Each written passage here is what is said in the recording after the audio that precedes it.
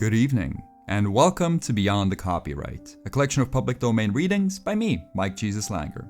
Tonight I'll be reading Franz Kafka's Hunger Artist with musical backing by The Dark Side of Music. If you want to help this video travel through the rusty pipes of the YouTube algorithm, make sure to like the video and comment Kafka so we can catch the attention of the cybernetic spider god that rules this realm. With all that said, I hope you enjoy this reading of a public domain classic.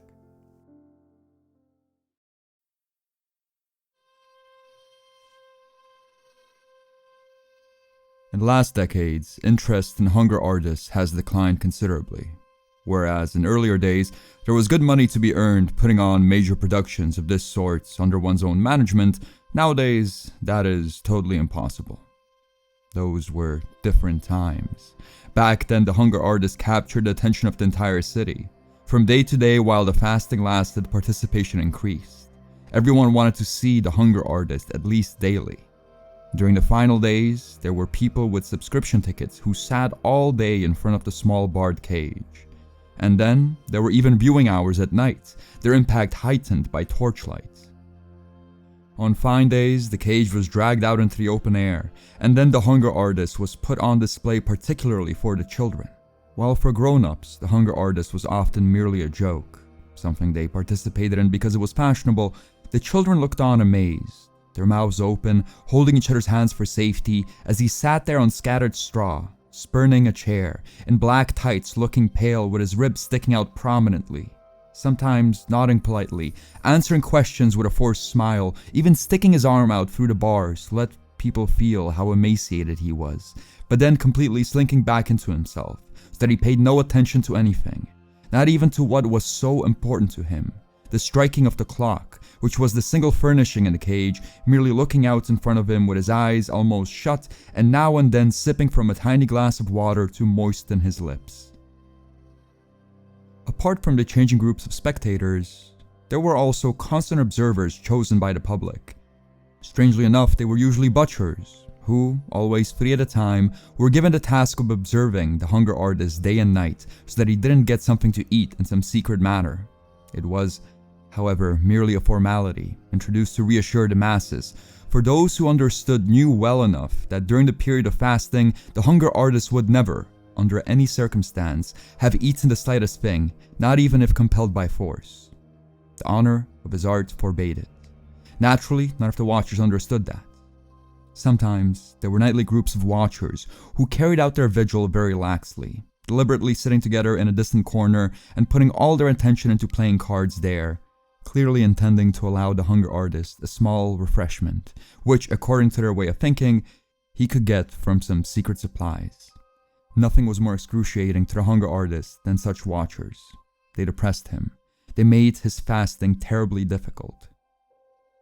Sometimes, he overcame his weakness and sang during the time they were observing, for as long as he could keep it up to show people how unjust their suspicions about him were.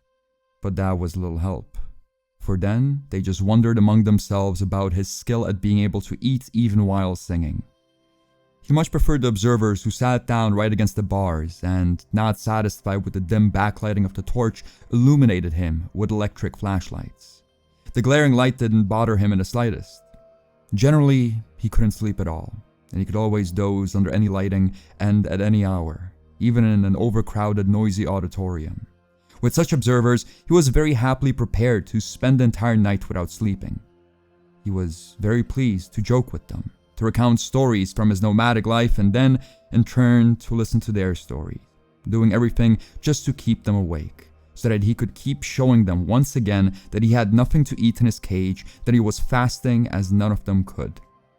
He was happiest, however, when morning came, and lavish breakfast was brought for them at his own expense, on which they hurled themselves with the appetite of healthy men after a hard night's work without sleep.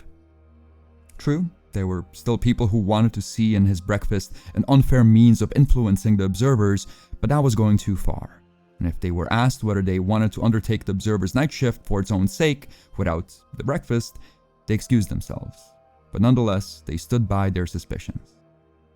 However, it was, in general, part of fasting that these doubts were inextricably associated with, for, in fact, No one was in a position to spend time watching the hunger artist every day and night, so no one could know, on the basis of his own observation, whether this was a case of truly uninterrupted, flawless fasting. The hunger artist himself was the only one who could know that, and, at the same time, the only spectator capable of being completely satisfied with his own fasting. But the reason he was never satisfied was something different. Perhaps it was not fasting at all, which made him so very emaciated that many people, to their own regret, had to stay away from his performance because they couldn't bear to look at him. For he was also so skeletal out of dissatisfaction with himself, because he alone knew something that even initiates didn't know: how easy it was to fast. It was the easiest thing in the world. About this, he did not remain silent, but people did not believe him. At best, they thought he was being modest. Most of them, however, believed that he was a publicity seeker or a total swindler for whom, at all events, fasting was easy because he understood how to make it easy, and then had the nerve to half admit it. He had accepted all that. Over the years, he had become accustomed to it. But this dissatisfaction kept gnawing at his insides all the time, and never yet, and this one had to say to his credit, had he left the cage of his own free will after any period of fasting. The impresario had set the maximum length of time for the fast at 40 days. He never allowed the fasting to go on beyond that point, not even in cosmopolitan cities, and in fact he had good reason. Experience had shown that for about 40 days, one could increasingly whip up a city's interest by gradually increasing advertising, but that then the people turned away. One could demonstrate a significant decline in popularity. In this respect, there were, of course, small differences among different towns and among different countries, but as a rule, it was true that 40 days was the maximum length of time. So then, on the 40th day, the door of the cage, which was covered in flowers, was opened. An enthusiastic audience filled the amphitheater. A military band played. 2 doctors entered the cage in order to take the necessary measurements of the hunger artist. The results were announced to the auditorium through a megaphone, and finally, 2 young ladies arrived, happy about the fact that they were the only ones who had just been selected by lot, seeking to lead the hunger artist down a couple of steps out of the cage, where on a small table, a carefully chosen hospital meal was laid out. And at this moment, the hunger artist always fought back. Of course, he still freely laid his bony arms in the helpful outstretched hands of the ladies bending over him, but he did not want to stand up. Why stop right now, after 40 days? He could have kept going for even longer, for an unlimited length of time. Why stop right now when he was in his best form, indeed, not yet even in his best fasting form? Why did people want to rob him of the fame of fasting longer? Not just so that he could become the greatest hunger artist of all time, which he probably was already, but also so that he could surpass himself in some unimaginable way, for he felt there were no limits to his capacity for fasting. Why did this crowd, which pretended to admire him so much, have so little patience with him? If he kept going and kept fasting longer, why would they not tolerate it? Then too, he was tired and felt good sitting in the straw.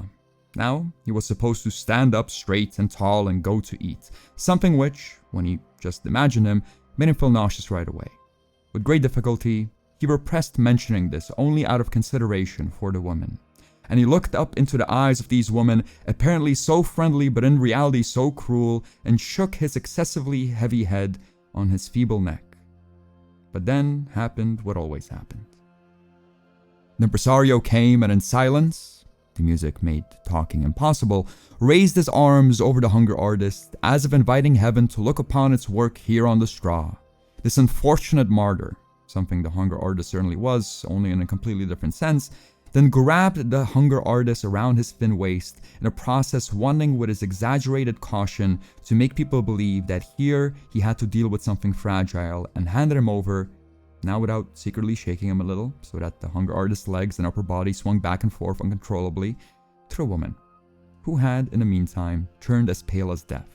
At this point, the hunger artist endured everything. His head lay on his chest. It was as if it had inexplicably rolled around and just stopped there. His body was arched back, his legs, in an impulse of self-preservation, pressed themselves together at the knees, but scraped the ground, as if they were not really on the floor, but were looking for the real ground. And the entire weight of his body, admittedly very small, lay against one of the women, who appealed for help with flustered breath, for she had not imagined her post of honor would be like this.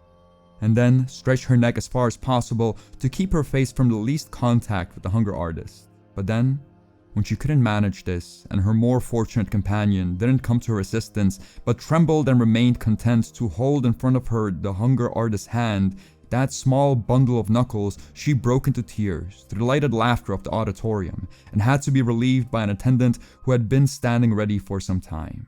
Then came the meal.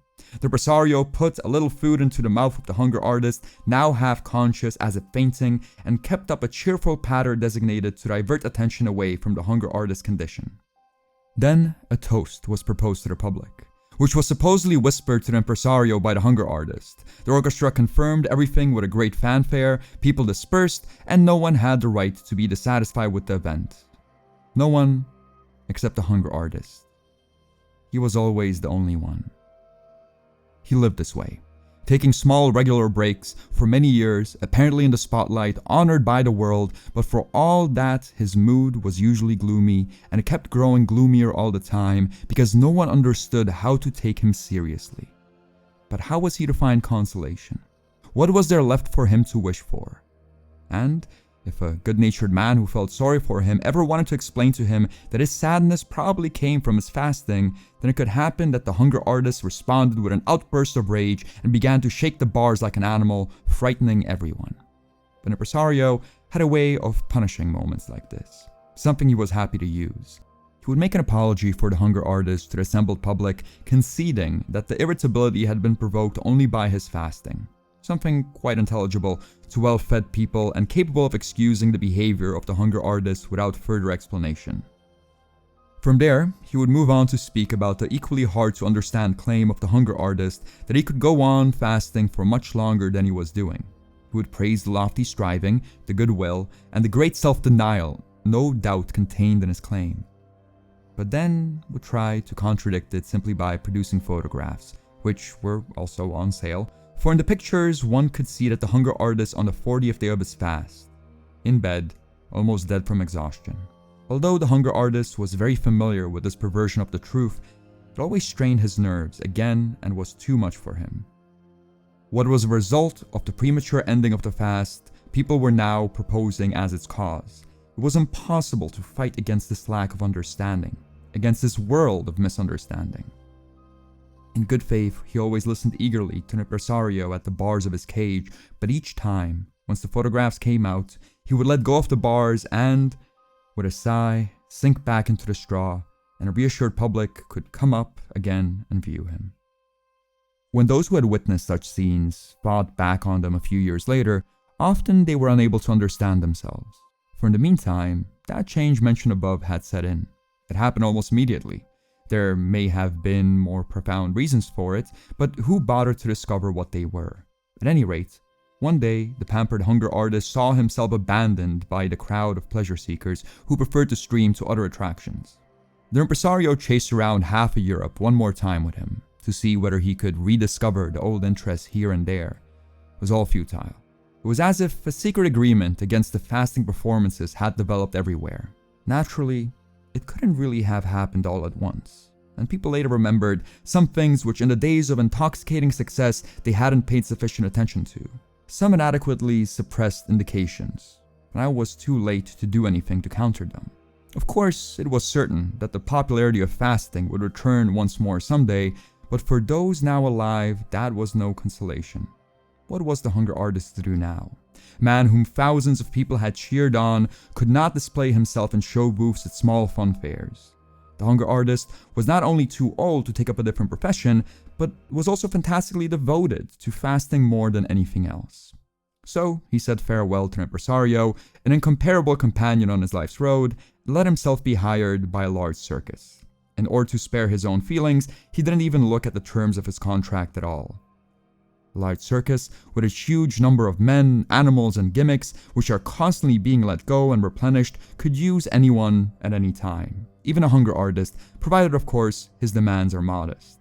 Moreover, in this particular case, it was not only the hunger artist himself who was engaged, but also his old and famous name. In fact, Given the characteristic nature of his art, which was not diminished by his advancing age, one could never claim that a worn-out artist, who no longer stood at the pinnacle of his ability, wanted to escape to a quiet position in the circus. On the contrary, the hunger artist declared that he could fast just as well as in the earlier times, something that was entirely credible. Indeed, he even affirmed that if people would let him do what he wanted, and he promised this without further ado, he would really now legitimately amaze the world for the first time, an assertion which, however, given the mood at the time, which the hunger artist and his enthusiasm easily overlooked, only brought smiles from the experts. However, basically the hunger artist had not forgotten the sense of the way things really were, and he took it as self-evident that people would not set him and his cage up as the star attraction somewhere in the middle of the arena, but would move him outside in some other readily accessible spot near the animal stalls. Huge, brightly painted signs surrounded the cage and announced what there was to look at there. During the intervals in the main performance, when the general public pushed out towards the menagerie in order to see the animals, they could hardly avoid moving past the hunger artist and stopping there for a moment. They would perhaps have remained with him longer, if those pushing up behind them in a narrow passageway who did not understand this pause on the way to the animal stalls they wanted to see had not made a longer peaceful observation possible. This was also the reason why the hunger artist began to tremble at these visiting hours, which he naturally used to long for as the main purpose in his life. In the early days, he could hardly wait for the pauses in the performances. He had looked forward with delight to the crowd pouring around him until he became convinced only too quickly, and even the most stubborn, almost deliberate self-deception could not hold out against that experience, that judging by their intentions, most of these people were, again and again, without exception, only visiting the menagerie. And this view from a distance still remained his most beautiful moment. For when they had come right up to him, he merely got an earful from the shouting of the two steadily increasing groups, the ones who wanted to take their time looking at the hunger artist, not with any understanding, but on a whim or from mere defiance. For him, these were soon the more painful, and a second group of people whose only demand was to go straight to the animal stalls. Once the large crowds had passed, the latecomers would arrive, and although there was nothing preventing these people anymore from sticking around for as long as they wanted, they rushed past with long strides, almost without sideways glance, to get to the animals in time. And it was an all too rare stroke of luck when the father of a family came by with his children, pointed his finger at the hunger artist, gave a detailed explanation about what was going on here, and talked of earlier years, when he had been present at a similar but incomparably more magnificent performances. And then the children, because they had been inadequately prepared at school and in life, always stood around still uncomprehendingly. What was fasting to them? But nonetheless, the brightness of the look in their searching eyes revealed something of new and more gracious times coming. Perhaps the hunger artist said to himself sometimes, everything would be a little better if his location were not so quite near to the animal stalls. That way, it would be easy for people to make their choice, to say nothing of the fact that he was very upset and constantly depressed by the stink from the stalls, the animals' commotion at night, the pieces of raw meat dragged past him for the carnivorous beasts, and the roars at feeding time. But he did not dare to approach the administration about it. In any case, he had the animals to thank for the crowds of visitors, among whom, here and there could be one destined for him. And who knew where they would hide him if he wished to remind them of his existence, and, along with that, of the fact that, strictly speaking, he was only an obstacle on the way to the menagerie. A small obstacle, at any rate. A constantly diminishing obstacle. People got used to the strange notion that in these times they would want to pay attention to the hunger artist, and with this habitual awareness, the judgment on him was pronounced. He might fast as well as he could, and he did, but nothing could save him anymore. People went straight past him, tried to explain the art of fasting to anyone. If someone doesn't feel it, then he cannot be made to understand it. The beautiful signs became dirty and illegible. People tore them down, and no one thought of replacing him. The small table with the number of days the fasting had lasted, which early on had been carefully renewed each day, remained unchanged for a long time. For after first weeks, the staff grew tired of even this small task. And so the hunger artist kept fasting on and on as he once had dreamed about in earlier times. He had no difficulty succeeding in achieving what he had predicted back then. But no one was counting the days. No one. Not even the hunger artist himself knew how great his achievement was by this point, and his heart grew heavy. And when once in a while a person strolling past stood there making fun of the old number and talking of a swindle, that was in a sense the stupidest lie which indifference and innate maliciousness could invent, for the hunger artist was not being deceptive. He was working honestly, but the world was cheating him of his reward. Many days went by once more, and this too came to an end. Finally, the cage caught the attention of a supervisor, and he asked the attendant why they had left this perfectly useful cage standing here unused with rotting straw inside. Nobody knew, until one man, with the help of the table with the numbers on it, remembered the hunger artist. They pushed the straw around with a pole and found the hunger artist once more. "Are you still fasting?" the supervisor asked. "When are you finally going to stop?" "Forgive me everything," whispered the hunger artist. Only the supervisor, who was pressing his ear up against the cage, understood him. "Certainly," said the supervisor, tapping his forehead with his finger in order to indicate to the spectators the state that the hunger artist was in. "We forgive you." "I always wanted you to admire my fasting," said the hunger artist. "But we do admire it," said the supervisor obligingly. "But you shouldn't admire it," said the hunger artist. "Well then, we won't admire it," said the supervisor. "But why shouldn't we admire it?" "Because I had to fast. I can't do anything else," said the hunger artist. "Just look at you," said the supervisor. "Why can't you do anything else?" "Because," said the hunger artist, lifting his head a little and, with his lips pursed as if for a kiss, speaking right into the supervisor's ears so that he wouldn't miss anything. "Because I couldn't find a food which I enjoyed. If I had found that, believe me, I would not have made a spectacle of myself and would have eaten to my heart's content like you and everyone else." Those were his last words. But in his falling eyes there was the firm, if no longer proud, conviction that he was continuing to fast. "All right, tidy this up now," said the supervisor, and they buried the hunger artist along with the straw. But in his cage they put a young panther. Even for a person with the dullest mind, it was clearly refreshing to see this wild animal throwing itself around in this cage, which had been dreary for such a long time. It lacked nothing. Without thinking about it for any length of time, the guards brought the animal food, and enjoyed the taste and never seemed to miss its freedom. This noble body, equipped with everything necessary, almost to the point of bursting, also appeared to carry freedom around with it. That seemed to be located somewhere or other in its teeth, and its joy on living came with such strong passion from its throat that it was not easy for spectators to keep watching. But they controlled themselves, kept pressing around the cage, and had no desire to move on.